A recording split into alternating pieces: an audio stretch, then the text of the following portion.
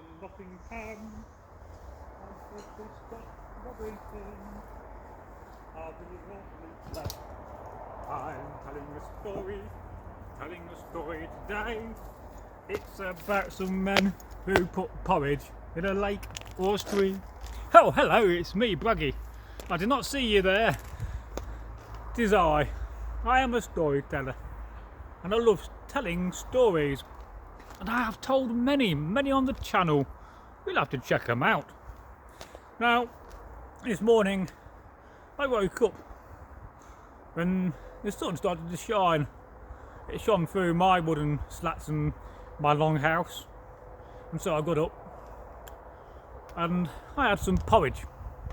Got a bit of old wheat and barley, and I got a bit of milk from my next door neighbour's cow yesterday, and it was still okay. And I made this lovely porridge on my hearth, and you know, a hearth is a fire. It's in the centre of my long hall, and the smoke bellows around my hall and leaves the ceiling. I've got a thatched roof, and there's a few slight openings for it to escape, but most of it just goes through the thatch. And I was thinking to myself about this story I was told the night before by a man from Nottingham. Oh yes, that place of Robin Hood, the hooded man. Although that is much later than my time, for I am a Viking, and not yet has Robin of the Hood been born. But our story comes from those medieval age, the age I love the most. And it's about these people from Gotham, or Gotham, as some people calls it. As I put my helmet on, well, you never know what bandits are about these days. And so one day, these men from Gotham, a small village in Nottinghamshire.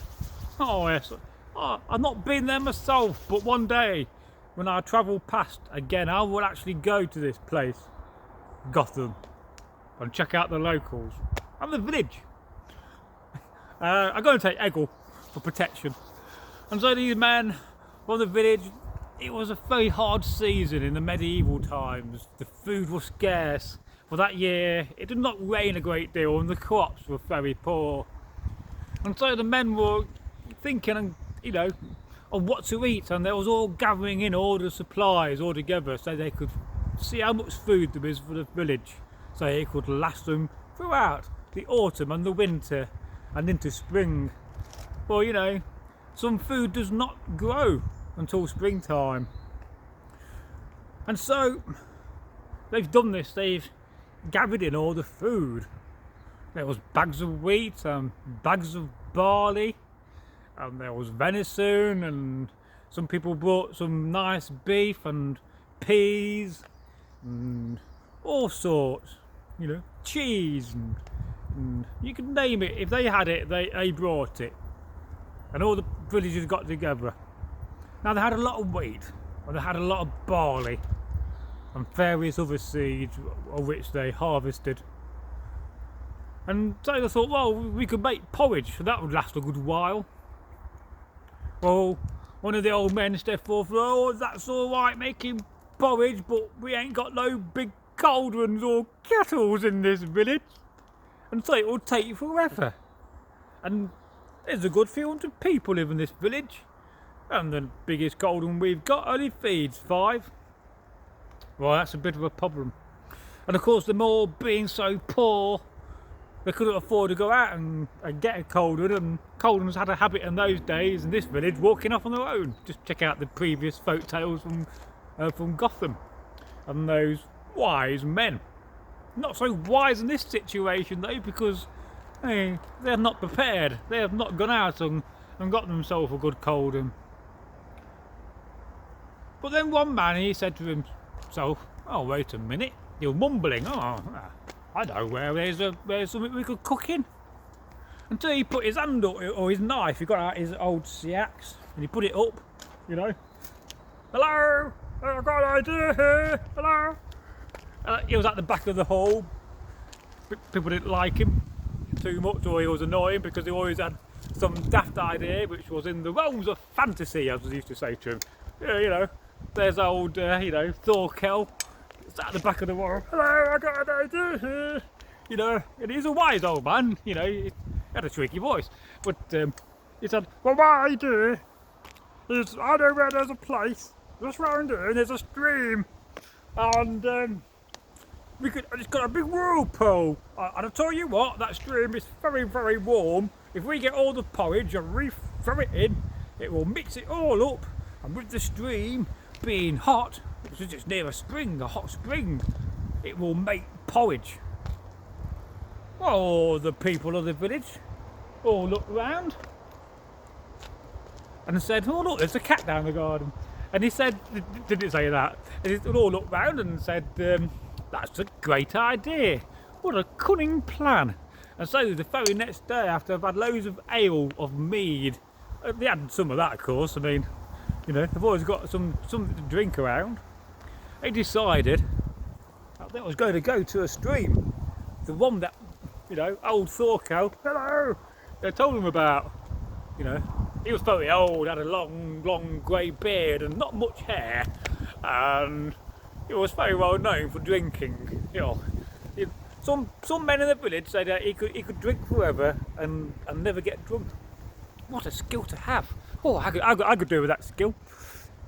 And so there you are, you know, led by Thorkel, they're all left off, and they came to the place in the stream.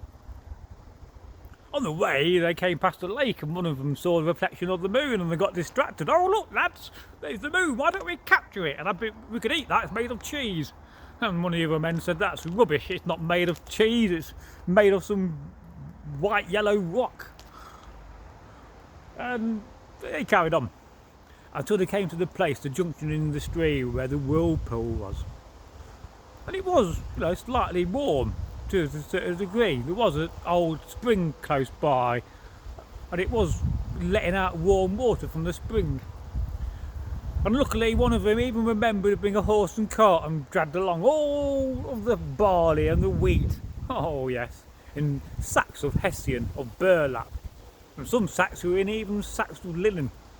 And they started to put them all in, you know, into the whirlpool. And one of them even brought and made a massive ladle, you know, like it was like a big spear, you know, they could ladle it in. And so they started to pour in the sacks, and they had loads of sacks. It was like dozens and dozens of them on the back of this old cart and horse, you know, probably called the horse Alfred, I don't know. And so, you know, popular name. And so there you go. They're pouring the old wheat in, one sack at a time, and somebody was stood by stirring, and you know, one of the men said, you know, Thorkel came forward, "Oh, you be careful, don't fall in," you know, but you don't have to fall into a whirlpool of porridge, do you? You know, and you could see the madness in the idea of this, you know, making some giant porridge. I mean, I not really thought about how you're going to store it for months and months, because it's only autumn, and I think they're getting a bit ahead of themselves. So one man was stirring, and all the men was walking in line and passing the sacks of wheat. All the wheat went in, and all the barley, and you could see it. You know, the porridge was in the whirlpool. You could see the whirlpool turning into porridge. You know, one man got a ladle, like a little spoon, and tried a bit. Oh, it's more wheat, and got some more wheat, and he kept on stirring, and suddenly one of the men stumbled and he fell in. "Oh, it's terrible," said Thorkel. "Look at that, he's in the whirlpool." And before they could get a hand to his hand, he disappeared down the whirlpool of porridge. But they could hear his voice. "Oh, come on in, lads, it's lovely down here. Oh, the porridge is great." So one by one, they all jumped in. You know, first one was old Eric, he jumped in. "Oh, I'm going in." And then an old man called Thor, Kettle Drum, he jumped in. And an old man called Leaf, who had an old stick, he kind of fell in, you know, stumbled in, and until the last man, Thorkel, was there. And he thought, "Well, I'm not going in, I'm not that daft." And he went off. And it's a story of the porridge in the whirlpool. And it does make you think whether it's true. No, it's probably not. But where did the story come from? We love these folk tales, I do. I hope you appreciate them too. You know, You can imagine some stream having a whirlpool and somebody thinking, oh, I could throw some wheat in there and it'll all get mixed up. So you can imagine that theory, you know. And perhaps they got the idea from the old, you know, the old corn from making the wheat into flour because that turns round, you know. But it does make you think. And these stories from Gotham are wonderful. And I do wish there was more than just you know, half a dozen to a dozen. And we pretty much told them all on the channel a few times. Yes. So for now, if you have liked this video, as I take a step down and bow, do two things for me. One is to share the video and share this story amongst your friends. I wish I could edit the video a bit better, but I'm just doing it very basic at the moment on this old phone.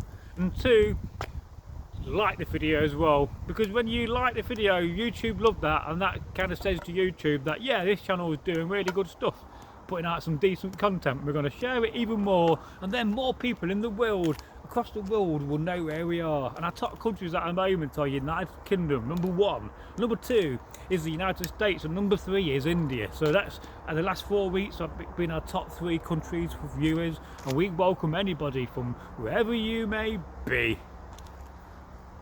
Goodbye, and thank you for watching.